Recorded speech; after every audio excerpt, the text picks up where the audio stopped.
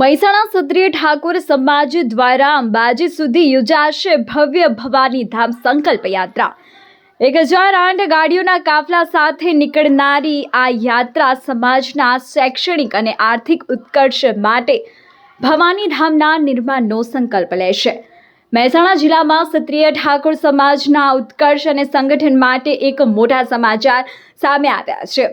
યુવા ક્ષત્રિય સેના ગુજરાતના પ્રમુખ અભિજીતસિંહ બારડ દ્વારા એક પ્રેસ કોન્ફરન્સ યોજીને ભવાની ધામ સંકલ્પ યાત્રાની જાહેરાત કરવામાં આવી છે। આ યાત્રા આગામી 18 જાન્યુઆરીના રોજ ખેરાલુથી અંબાજી સુધી યોજાશે। ભવ્ય આયોજન અને રૂટ ભવાની ધામ સમાજનું નવું શક્તિ કેન્દ્ર। આ યાત્રાનો મુખ્ય હેતુ શ્રી ભવાની ધામનું નિર્માણ કરવાનો છે। પ્રેસ કોન્ફરન્સમાં અભિજીતસિંહ બારડે મહત્વના નિવેદનો આપતા જણાવ્યું હતું કે શૈક્ષણિક અને આર્થિક વિકાસ ભવાની ધામ સંસ્થાના માધ્યમથી ઠાકોર સમાજના દીકરા દીકરીઓ માટે શિક્ષણ અને આર્થિક ઉન્નતિના દ્વાર ખુલશે।